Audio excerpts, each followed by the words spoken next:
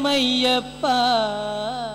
భక్తులు అనంతరం ఇక్కడకు సమీపంలో శ్రీ బొబ్బిలి వేణుగోపాల స్వామి వారి ఆలయానికి చేరుకుని స్వామివారిని భక్తితో సేవిస్తారు. భక్తులు అనంతరం ఇక్కడకు సమీపంలోని శ్రీ బొబ్బిలి వేణుగోపాల స్వామి వారి ఆలయానికి చేరుకుంటారు.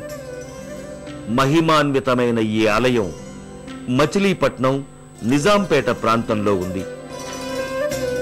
200 సంవత్సరాలకు పైగా చరిత్ర ఉన్న ఈ ఆలయం బ్రిటిషు వారి కాలానికి చెందినదిగా ఇక్కడి చారిత్రక ఆధారాల ద్వారా అవగతమవుతోంది.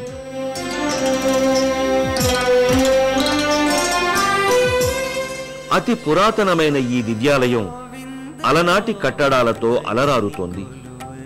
ప్రశాంతమైన వాతావరణం, ఆహ్లాదకరమైన పరిసరాల నడుమ ఉన్న ఈ ఆలయం శ్రీ వేణుగోపాల స్వామి వారి లీలా విశేషాలతో పునీతమైంది. ఈ ఆలయానికి వచ్చిన భక్తులు శుచి శుభ్రతలు పాటిస్తూ ఆలయ ప్రాంగణంలోనికి చేరుకుంటారు. ఆలయ ప్రాంగణంలో భక్తులకు ముందుగా ధ్వజస్తంభం దర్శనమిస్తుంది. ధ్వజస్తంభ దర్శనం సర్వపాపహరణంగా భక్తులు భావించి దానికి నమస్కరించుకుంటారు.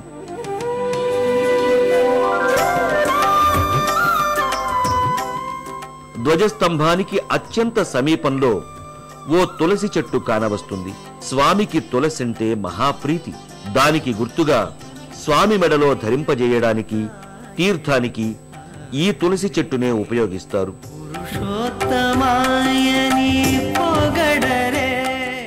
అతి పురాతన ఆలయంగా కొనియాడబడుతున్న బొబ్బిలి వేణుగోపాల స్వామి ఆలయంలో కొలువైన స్వామి విజయనగరం జిల్లా బొబ్బిలి రాజావారి కోటలోని ఎలవేల్పుగా చెబుతారు. రుస్తుంబాదా వాస్తవ్యుడైన దుబాసి లక్ష్మయ్య అనే భక్తుడు స్వామిని బొబ్బిలి నుంచి ఇక్కడకు తీసుకువచ్చి ప్రతిష్ఠించాడని ప్రతీతి. అలాగే ఇక్కడ స్వామి పిలిస్తే పలికే దైవంగా పూజలందుకుంటున్నాడు.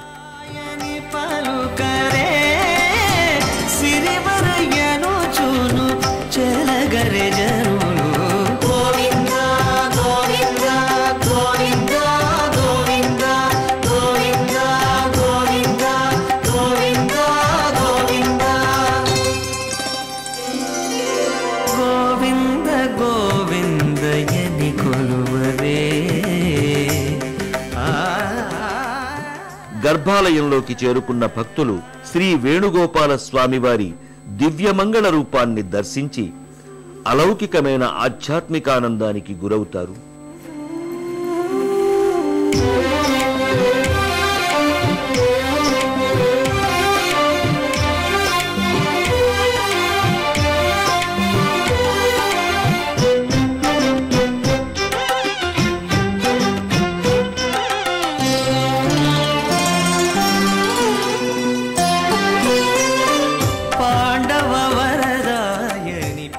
కృష్ణాయ వాసుదేవాయ హరియే పరమాత్మనే ప్రణత క్లేశనాశాయ గోవిందాయ నమోన్నమః అంటూ స్వామికి భక్తితో చేతులు జోడిస్తారు.